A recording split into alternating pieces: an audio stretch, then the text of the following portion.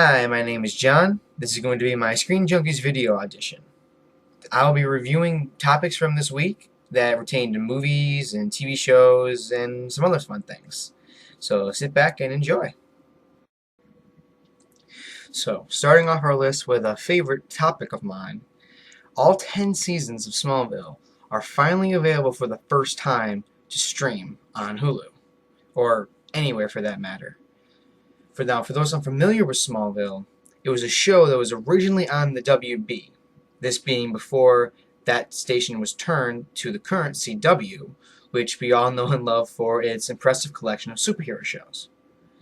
Now, Smallville followed a young Clark Kent, played by Tom Welling, before he was actually Superman, more like his teens area.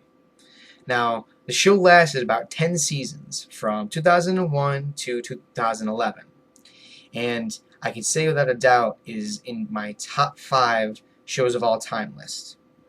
In my teens, I would just watch this really great show, and it was one that helped take one of the most good-natured and honest heroes in the DC universe, basically, and it made this guy, this almost god, relatable to normal people, mostly its audience of teenagers. Now, he fought with feelings of fitting in. He was learning about himself, and he had to overcome the major feeling of being different from everyone around him, as obviously he was, but mostly they covered a lot of the feelings that teenagers feel. You know, that isolation, that ostracization, that feeling that you are by yourself and you are different. It really just encompassed that, and it hit it really well to where audience could relate to the character of Clark. And the show did really well of mapping out and showing Clark's progression from that superpowered teen into the mighty and heroic caped hero that we all know. That's from learning to fly and acquire any other powers to awkward hormone-activated heat vision. If any fans of Smallville out there, they know exactly what I'm talking about, and I know you're laughing about it.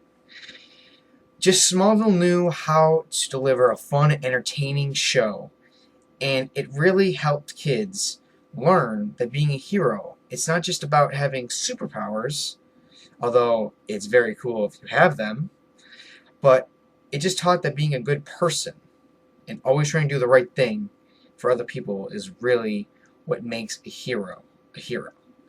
And that's why I was really excited to hear that they were finally streaming the show. I actually haven't seen it in years, so I am definitely going to be binge watching that, no doubt.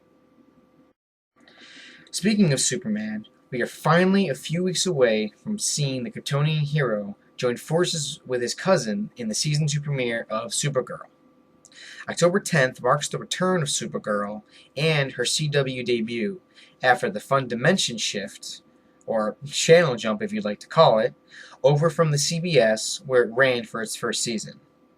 Now, Supergirl is finally going to be joining the CW's ranks of other DC hero shows such as Flash, Arrow, and Legends of Tomorrow, and many fans are excited to see how the network switch will affect the show and what new adventures will unfold for Kara in seasons to come. You know, cross your fingers for crossovers. Now, I for one am excited to finally see Supergirl's Superman, as we didn't really see him too much in the first season. We caught maybe some glimpses of him, or we saw him texting. Not very exciting, right? But I'm really also excited to see Tyler Hoechlin's portrayal of the Man of Steel and how it will par with that of Melissa Bonet's Supergirl. And going off my earlier comments on Smallville, while many people have played Superman over the past years, for better or worse, depending on where you stand, I think I'll always feel a special connection to Tom Welling's Superman. You know? I mean, you grew up with him. I grew up with that version, so it's just going to be the most special to me. But I am always open for adding new incarnations to Superman, and I am willing to see how this affects the CW's DC universe and to see the actor's portrayal. Switching gears to another superhero, Amazon has greenlit the series order for The Tick, which has made many fans happy. As Amazon has done before, they'll see what shows they want to give full seasons to, they'll show the pilot episode, and then they'll let the fans decide what makes the cut and what gets the boot. Now, luckily, The Tick, as well as two other pilots, I Love Dick and Jean-Claude Van Johnson, were the ones that were picked up for full seasons.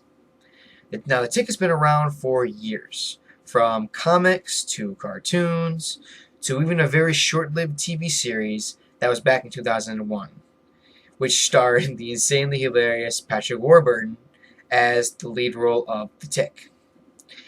Now, I imagine it'd be hard to walk in the same costume as Warburton wore. Actor-comedian Peter Serafinowicz did extremely well as Tick, and was without a doubt the best, funniest part of the entire pilot. I mean, the guy was just great. He nailed it as the Tick. The comedy, the dialogue was great. I mean, he had me laughing so many times during the pilot. From his epic voiceovers to him lecturing bad guys to stop their evil ways, all there while they're just continuously shooting at him. He's just flicking them left and right, not even caring about the bullets. Serafinowicz does amazing in his own right and really brings the humorous blue hero to life.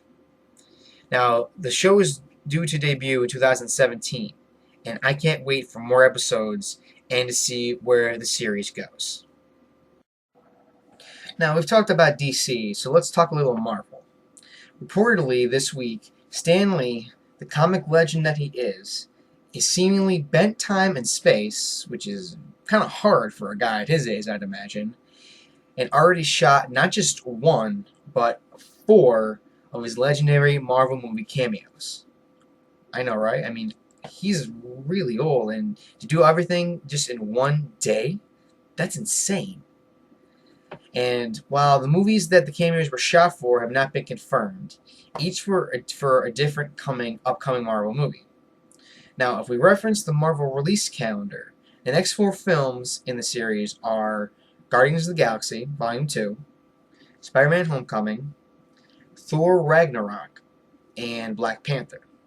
Or if we even want to go one movie further, Avengers Infinity Wars. Now, if you're wondering why I didn't include Doctor Strange, as many people have speculated that's what one of the cameos was for, I am not believing that a movie that is already set to release this November, 1 month away, that they'd still be shooting any scenes. So I doubt that that's what was for one of the 4 cameos.